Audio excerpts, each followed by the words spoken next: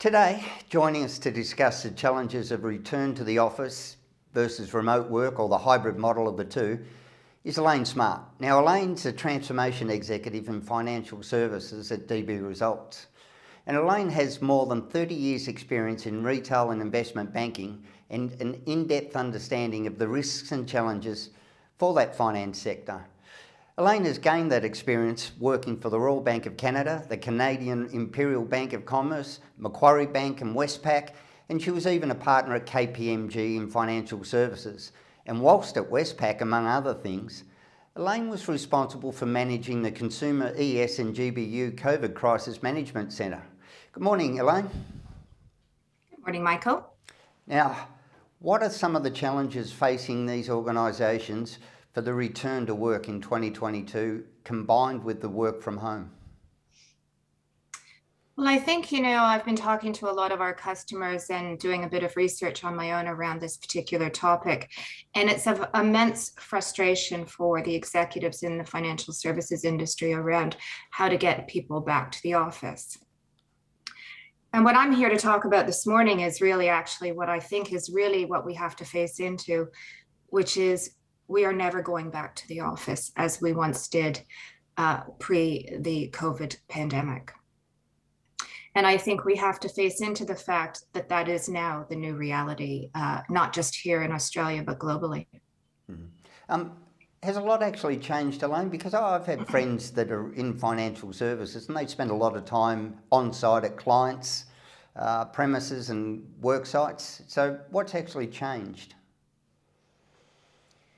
Well, Michael, I'd almost throw the question back to you. What hasn't changed? Everything has changed. The environment for which we work, how we communicate, how we even introduce ourselves. So that, what was a handshake is no longer even possible in the new world. And so we have all changed as individuals. I've changed and my children have changed. And I think that we have to look at the fact that what once was the normal is no longer possible in the new world.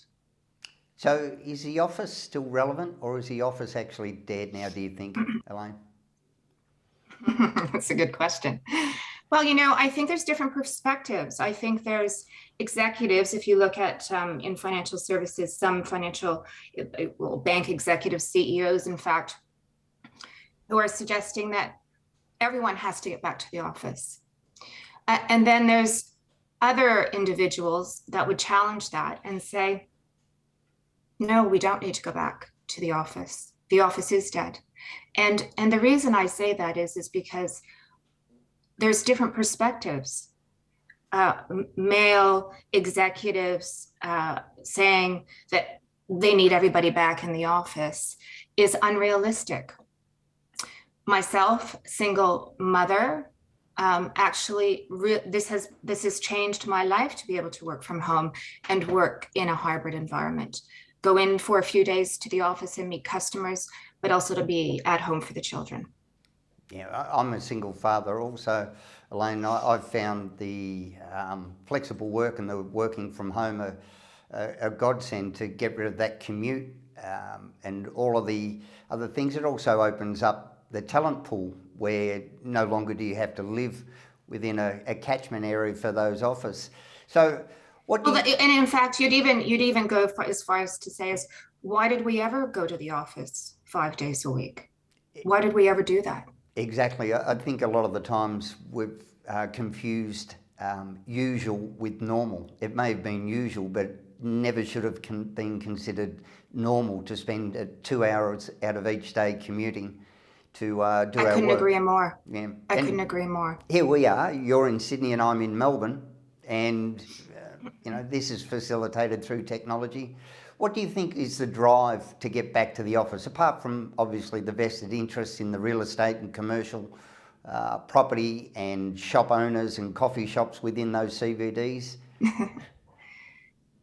Well, unfortunately, I think this is a very touchy subject, but fundamentally what I believe is the foundation for why executives want the people back is a lack of trust.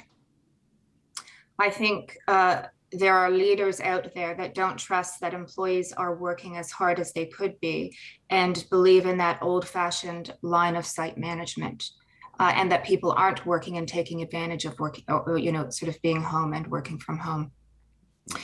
And excuses are being put out there, such as lack of collaboration, lack of, sort of the water cooler chats. And I believe that is absolutely, completely untrue and false. It is a lack of trust, and that is the fundamental reason for getting people back into the office. Yeah, it's always been my point of view that if you've got a problem with trusting your staff within your organisation, then you need to have a good hard look at your HR and hiring policies rather than at your staff. You're hiring the wrong people if you can't trust them. Well, if you look at even an example such as the Westpac Group, which is where I previously worked, with an employee base of 50,000 people, and when the crisis hit, if you look back 2 years ago, the bank did an incredible job in holding, in being able to service customers and being able to basically not skip a beat. It was incredible, and that was through working from home. Yeah, I've seen many reports where productivity has actually increased with the work from home, but it also facilitates, as we've said, disabled people now are able to enter the workforce, high functioning anxiety people. Public transport Absolutely. is less. There are just so many bonuses to do with it. So, and financial savings for individuals who are, have suffered from sort of paycheck to paycheck. The savings of not having to commute, via the trains and so forth, it's material. It's a material change for households, and for the better. So what do organisations need to do to respond to this challenge then, Elaine? I think first and foremost, they need to stop pretending like that nothing has changed. The world has changed, and therefore we have to change as organizations and innovate and create new ways of working. And we have to look at things like the personas. Don't treat everyone the same. Not everybody's doing the same role. Not everybody has the same needs and requirements. And so look at the different personas in the workplace and help understand what is right for the role that the individual has. So we have to stop pretending, and we have to innovate and create new ways of working. So has this actually exposed or changed the way people feel about the office, do you think? Have we been long suffering and tolerated the office because it was perceived as the usual or the normal? And has this now given people the chance to either have an awakening or change their perspective, do you think? Oh, I think this has been a huge eye-opener for people to actually think that there is a better way. This, I was having a conversation with a customer last week, and she said, I don't ever want to go back to the office. I'm happy being home with my dogs, that I can't believe I left my dogs for an entire day for 5 days a week. So I think people are welcoming the change and embracing it. Now, not everybody is, so we have to be flexible, and you have to think about what's right for the individual. Now, I might also add, though, Michael, we need to be innovative in how we do this, because sitting in Teams meetings back to back, there's been an increase in the number of meetings, so a lack of thinking time. And there's been an increase in moving to 30-minute meetings as opposed to hour meetings.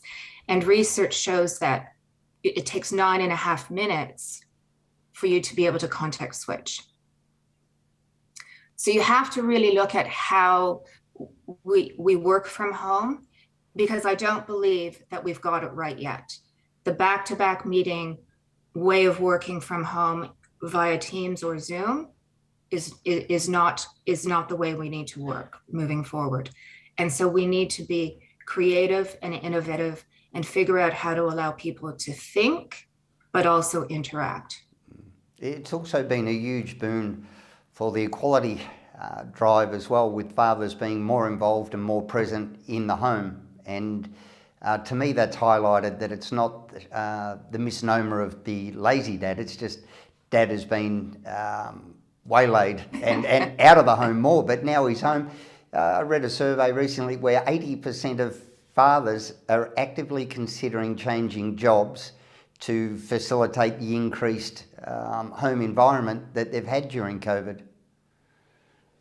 Isn't that an incredible change, where the father missed out on raising children and now can participate? And I don't want to look at it as just men versus women.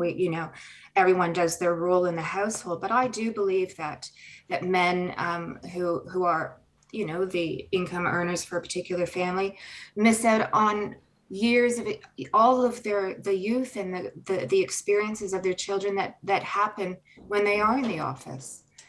So I think it's a game changer really for people. All right, Elaine Smart from DB Results, thanks so much for your time. Thank you, Michael. Great to chat.